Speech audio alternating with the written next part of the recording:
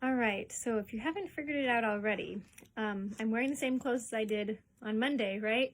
It's actually Monday, and I'm making videos for the whole week, all on the same day, because I only work at the library a couple of days a week. So this is going to be for Thursday, April 2nd, and we're going to be reading chapter 7 and 8 of the Boxcar Children. So here's chapter 7. We've got a picture. It looks like there's their clothesline. Yep, a couple of the kids there. All right, so let's get started for today.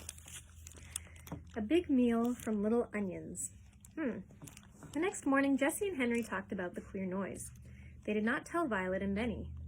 What do you think it was? Asked Jessie. Do you think it was a rabbit? I don't know, said Henry, but I think someone was in the woods. I'm glad we weren't hurt. Someone must have stepped on a stick and made it crack. What shall we do? Asked Jessie. Nothing, said Henry. Watch is a good watchdog. He loves us now, and if anyone tried to hurt us, Watch would take care of us. He would do more than growl, but after this we must not let Benny go into the woods alone. I'll keep Benny and Violet with me all the time, said Jessie. Good, said Henry, and keep Watch with you all the time, too. Good morning, Benny. Time to get up. Today you must build something for me out of stones. What is it? Asked Benny eagerly. I'm not going to tell you, said Henry, laughing. You build it just as Jessie tells you, and you will see. Henry was so eager to begin work that he ran all the way to town.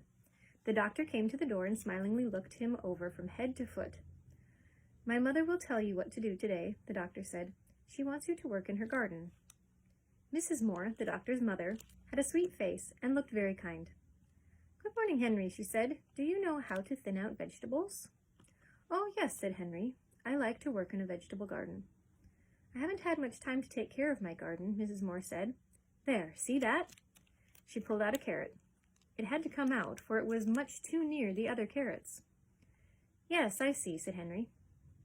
He began to thin out the carrots. Mrs. Moore watched him as he pulled out some of the little carrots and put them in a pile. He left the other carrots to grow. Then he began on the turnips. You are a good worker, said Mrs. Moore. I can see that. She smiled at Henry. You may thin out all these vegetables. Then she went into the house and left Henry alone.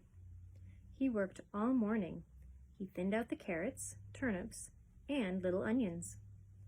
The mill bells rang at noon, but Henry did not hear them. He still worked on in the hot sun. Then he saw Mrs. Moore looking at him. You've worked long enough now, she said. You may come in this afternoon. Oh, come again this afternoon.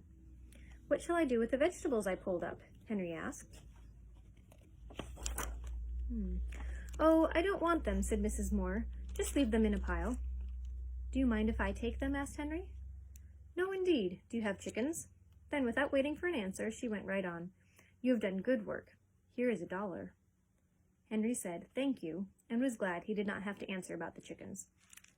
When Mrs. Moore went into the house, he took some of the little carrots and turnips and onions. If he had looked up, he would have seen Mrs. Moore in the window watching him, but he did not look up. He was too eager to get to the store and order some meat. When he arrived at the boxcar, Benny told him, The building is done. I helped with it.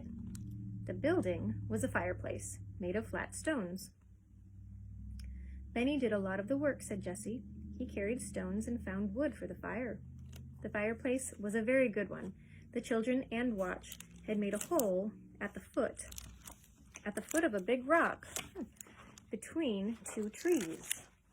Here we go, a picture of their new fireplace.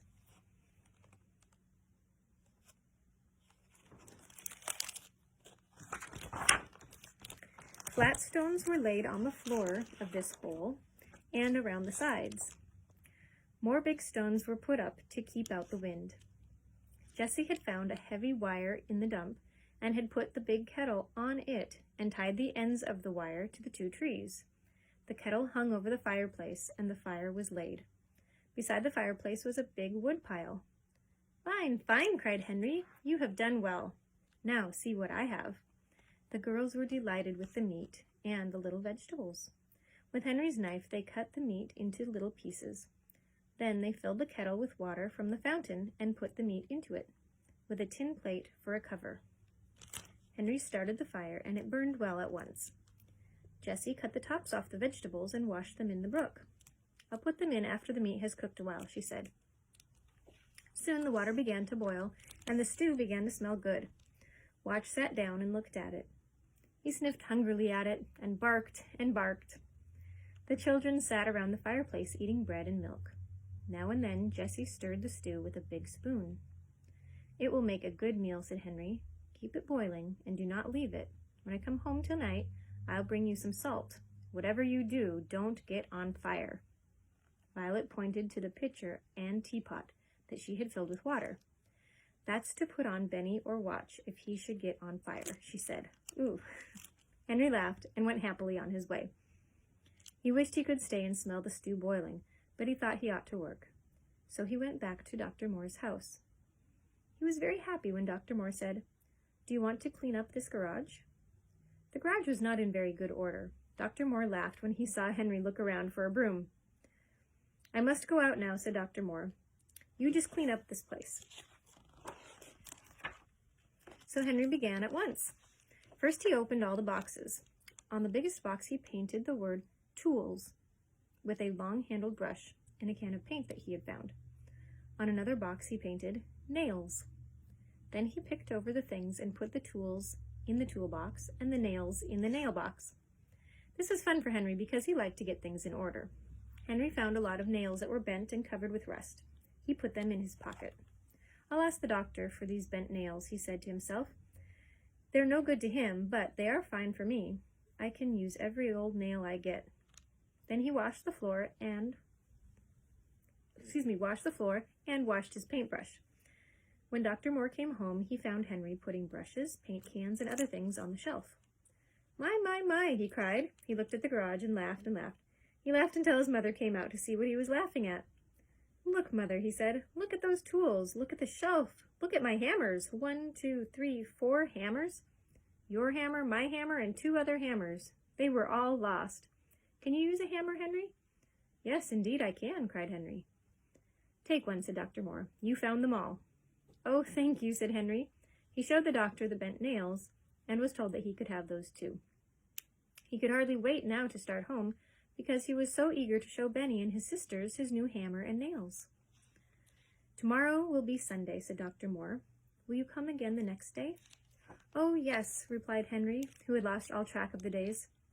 The cherries must be picked, said the doctor. He looked at Henry in a strange way. We could use any number of cherry pickers, if they were all as careful as you. Could you? Asked Henry eagerly. Well, I'll come. So the 3 said goodbye, and Henry started for home. He had another $1, a pocket full of old nails, a hammer, and the pile of vegetables that he had left at noon. On the way home, he brought some salt. When he arrived at the boxcar, he began to smell a delicious smell. Onions, he shouted, running up to the kettle. I do like the smell of onions. I like the turnips best, said Violet. Jessie took off the cover carefully and stirred in the salt, and Henry sniffed the brown stew. It was boiling and boiling. Oh, a ladle of all things, cried Henry. Where did you get it?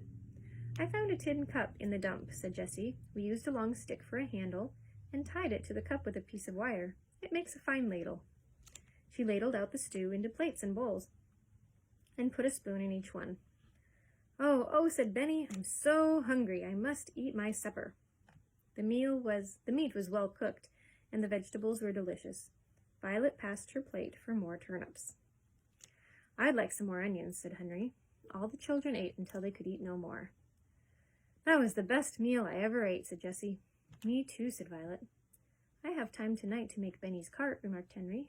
We'll want a cart. Will you make it with my wheels? Asked Benny. Yes, with your wheels, answered Henry. But you must cart stones in it when I get it done. Yes, said Benny, I will cart stones, or rocks, or anything. Tomorrow will be Sunday, and I can stay home, Henry went on. Do you think it's all right, Jessie, to build the dam for a swimming pool on Sunday? Yes, I do, said Jessie. We're making the swimming pool so that we can keep clean. Henry began happily to hammer out the bent nails with his new hammer.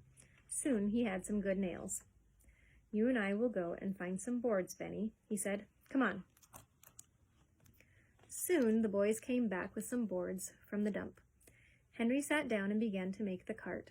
He could not see very well because it was getting dark, and there was no moon. But at last the cart was done, and he gave it to Benny. "Thank you," said Benny politely. After his sisters had admired the cart, Benny pulled it around just for fun.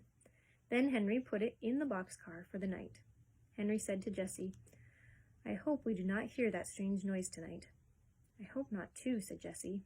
Then she laughed. "Look at Benny," she said. "He's gone to sleep with his hands on his cart." Henry laughed too, but he laughed at himself because he was going to sleep with his new hammer under his pillow. The end of chapter 7. Here is chapter 8. They are going to make their swimming pool.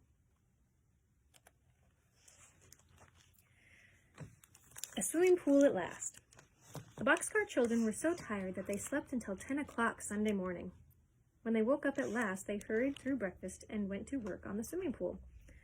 "We'll make a dam across the brook," said Henry. "Here's my cart," said Benny. "All cart stones and logs in it." "Good for you," Henry laughed.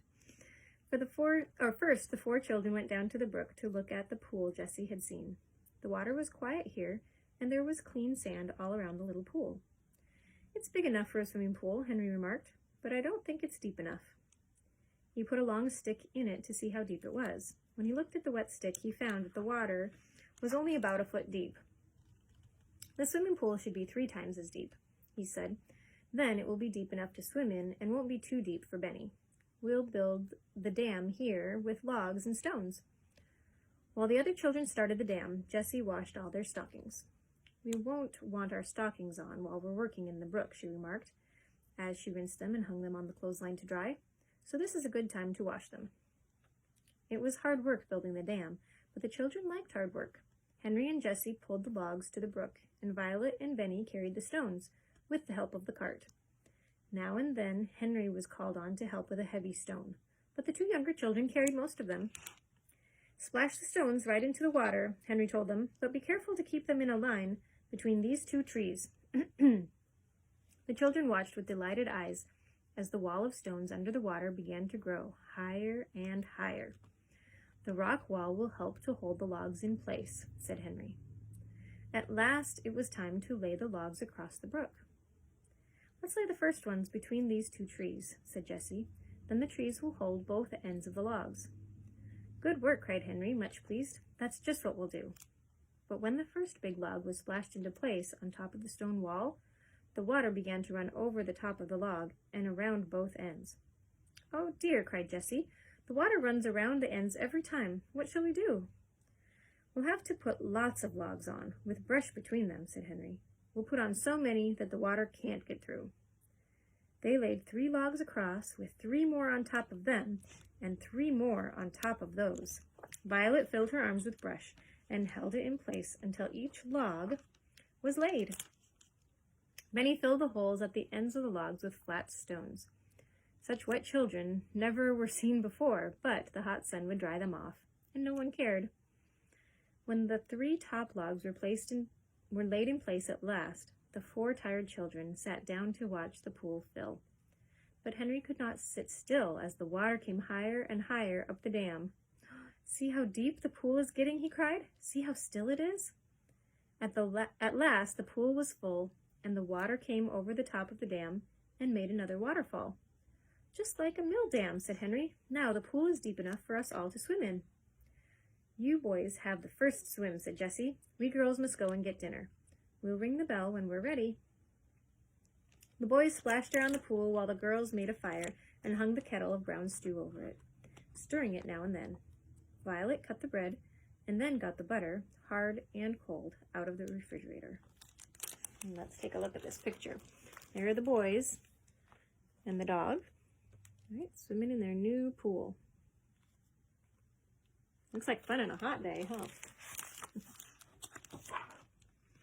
When everything was ready, Jessie rang the dinner bell.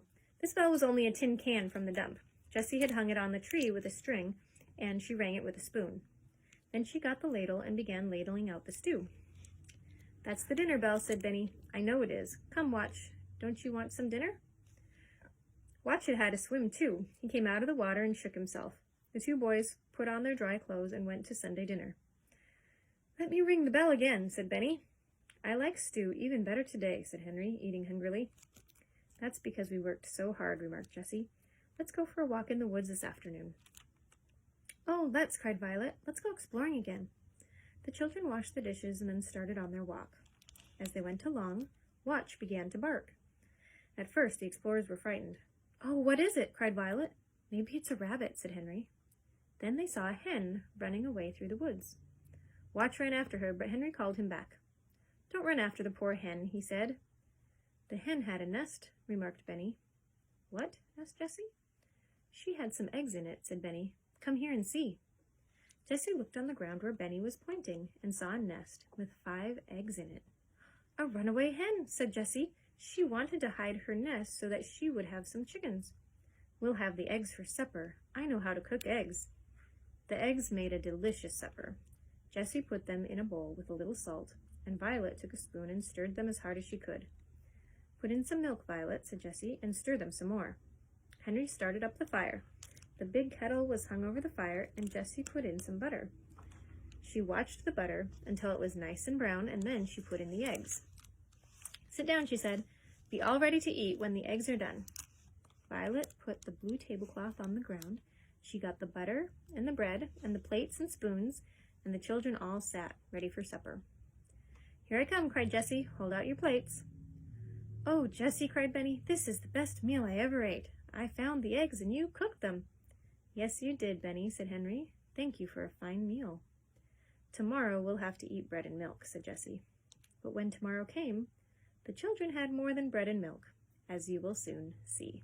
All right, so that's the end for today. Next day we'll be reading chapters 9 and 10. Good night.